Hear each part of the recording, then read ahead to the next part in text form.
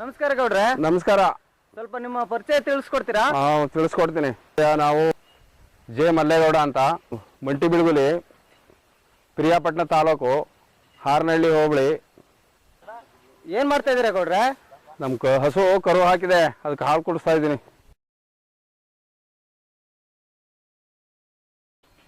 ಕರು ಹುಟ್ಟಿದ ತಕ್ಷಣ ಏನ್ ಮಾಡಿದ್ರಿ ಗೌಡ್ರೆ? ಕಿವಿ, ಮೂಗು, ಬಾಯಿ ಎಲ್ಲನೂ ಶುದ್ಧವಾದ ಬಟ್ಟೆಯಿಂದ ಒರೆಸ್ಬೇಕು. ಕಿವಿ ಎಲ್ಲನೂ ಊದ್ತಾ ಇದ್ದೀವಿ, ಚಿಣ್ಣಿಗಳ ಕಟ್ ಮಾಡ್ತಾ ಇದ್ದೀವಿ. ಸ್ವಲ್ಪ ಭುಜನ ಎತ್ತುತ್ತವೆ. ಕರುವಿನ ಹೊಕ್ಕಳ ಬಳ್ಳಿನ 3 ಅಂಗ್ಲ ಬಿಟ್ಟು ದಾರ ಕಟ್ತೀವಿ.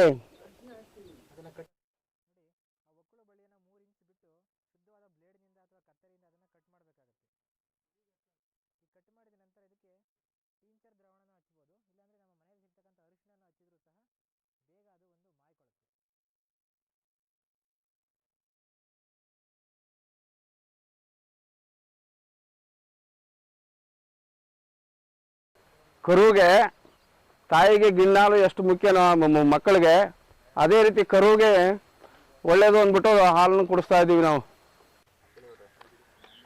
ಈ ಕರು ಹುಟ್ಟಿದ 6ರಿಂದ 8 ಗಂಟೆಗಳ ಕಾಲ ಪೂರ್ತ ಹಾಲನ್ನು ಕುಡಿಸ್ಬೇಕು.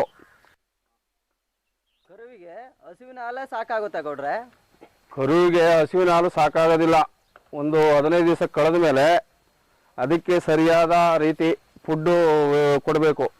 ಒಳ್ಳೆ ಶಕ್ತಿಯುತವಾದ ಹುಳ್ಳಿ ಆಡಿಸಿ ಮತ್ತು ಪಾಲಿಸ್ ತೌಡು, ಹಿಂಡಿ ಇವೆಲ್ಲ ಕೊಡಬೇಕಾಗ್ತದೆ. 2 ವಾರ ಆದಮೇಲೆ ಅದಕ್ಕೆ ಸರಿ ತಾಯಿ ಹಾಲು ಸಾಕಾಗೋದಿಲ್ಲ.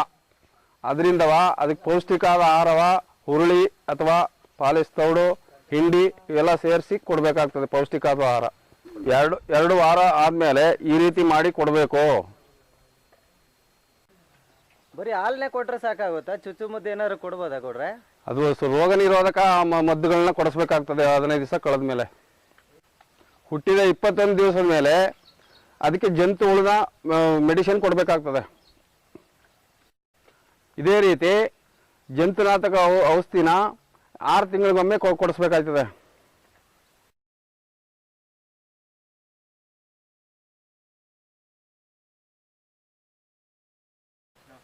ನಮ್ಮ ರೈತರಿಗೆ ಯಾವ ರೀತಿ ಸಂದೇಶ ತಿಳಿಸ್ಕೊಡ್ತೀರಾ ಗೌಡ್ರೆ? ಕರುಗಳನ್ನ ಚೆನ್ನಾಗಿ ಸಾಕಿದ್ರೆ, ನಮ್ಮ ನಾಟಿ ತಳಿ ಆಗ್ಬೋದು ಇಲ್ಲ ಬೇರೆ ತಳಿ ಆಗ್ಬೋದು, ಅವು ಮುಂದೆ ಈ ಬೇರೆ ತಳಿ ಆದರೆ, ಈ ಸಿಂಧಿ ಹಸುಗಳಾದರೆ ಒಳ್ಳೆ ಹಾಲು ಕೊಡುವಂಥ ಇದಾಗ್ತವೆ.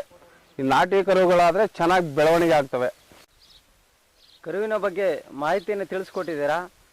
ಡಿಜಿಟಲ್ ಗ್ರೀನ್ ಮತ್ತು ಬೈಫ್ ಸಂಸ್ಥೆ ಕಡೆಯಿಂದ ನನ್ನ ಹೃತ್ಪೂರ್ವಕ ವಂದನೆಗಳು. ನಮಸ್ಕಾರಗಳು.